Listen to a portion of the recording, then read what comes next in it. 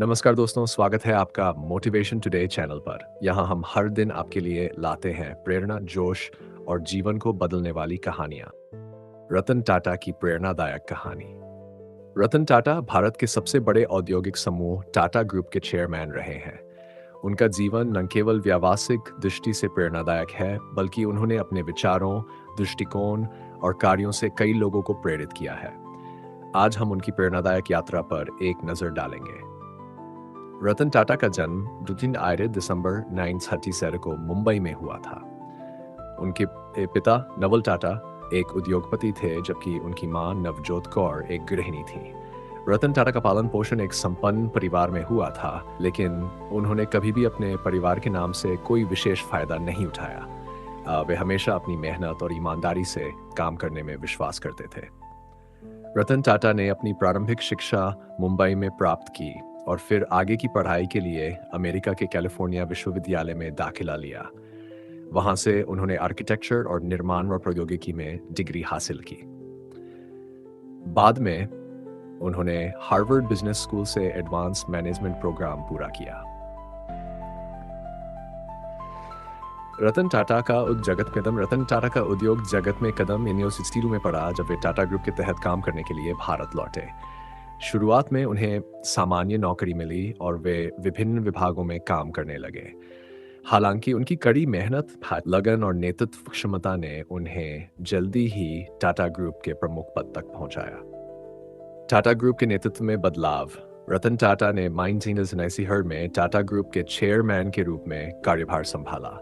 इस दौरान उन्होंने समूह को अंतर्राष्ट्रीय स्तर पर एक प्रमुख और सम्मानित नाम बना दिया।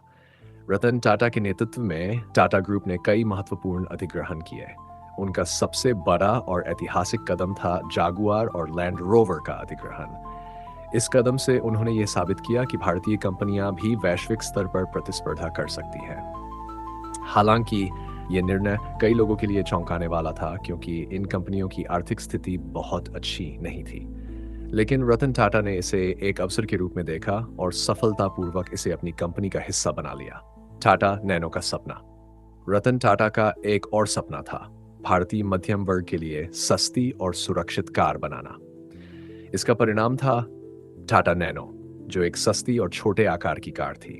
नैनो को विश्व की सबसे सस्ती कार के रूप में प्रस्तुत किया गया।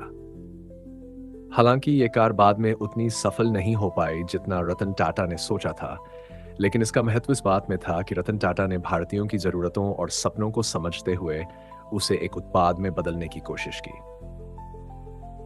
रतन टाटा की उदारता और समाज सेवा। रतन टाटा सिर्फ एक व्यावसायिक नेता ही नहीं, बल्कि एक समाज सेवी भी हैं। उन्होंने हमेशा समाज के प्रति अपनी जिम्मेदारी निभाई। उनके द्वारा किए गए कई सामाजिक कार्यों में शिक्षा, स्वास्थ्य और गांवों के विकास के लिए किए गए प्रयास शामिल हैं। टाटा ट्रस्ट के माध्यम से उन्होंने हजारों लोगों के जीवन में बदलाव लाया है। उनकी जीवन शैली में सादगी और ईमानदारी की गहरी छाप है। वे कभी भी किसी भी प्रकार के पब्लिसिटी या तामझाम के शौकीन नहीं रहे। उनका विश्वास था कि सच्ची सफलता तब मिलती है जब आप अपने काम को ईमानदारी और कड़ी मेहनत से करते हैं, न कि केवल दिखावे के लिए। रतन टाटा का दृष्टिकोण। रतन टाटा का हमेशा से मानना था कि किसी भी व्यवसाय का उद्देश्य केवल मुनाफा कमाना नहीं होता। उनका कहना था, आपका व्यापार तब तक सफल नहीं हो सकता जब तक कि उसमें समाज के लिए कुछ योगदान न हो। उनका दृष्टिकोण न केवल भारत में बल्कि दुनिया भर में एक प्रेरणा बन गया। उन्होंने हमेशा अपने कर्मचारियों का सम्मान किया और उनके कल्याण के लिए कार्य किया। नैतिकता और ईमानदारी में विश्वास। रतन टाटा की सबसे बड़ी विशेषता यह थी कि उन्होंने हमेशा नैतिकता और ईमानदारी को सबसे ऊपर रखा। उनके अनुसार, अगर आपका व्यवसाय ईमानदारी से चल रहा है और समाज को कोई नुकसान नहीं पहुंचाता, तो आपकी सफलता सुनिश्चित है। उनका यह सिद्धांत न केवल व्यवसाय जगत में बल्कि व्यक्तिगत जीवन में भी बहुत महत्वपूर्ण रहा। रतन टाटा की प्रेरणा। रतन टाटा की कहानी हमें यह सिखाती है कि सफलता केवल मेहनत, ईमानदारी और साहस से आती है। चाहे कितना भी बड़ा लक्ष्य क्यों न हो, यदि आपकी मेहनत और दृष्टिकोण सही हो तो आप किसी भी चुनौती को पार कर सकते हैं। उन्होंने अपनी जिंदगी में कई बार असफलताओं का सामना किया, लेकिन कभी हार नहीं मानी। उनका जीवन एक प्रेरणा है कि अगर हम अपने सपनों को सच्चे दिल से चाहें और उन्हें पाने के लिए कठिनाइयों का सामना करें, तो हम सफल हो सकते हैं।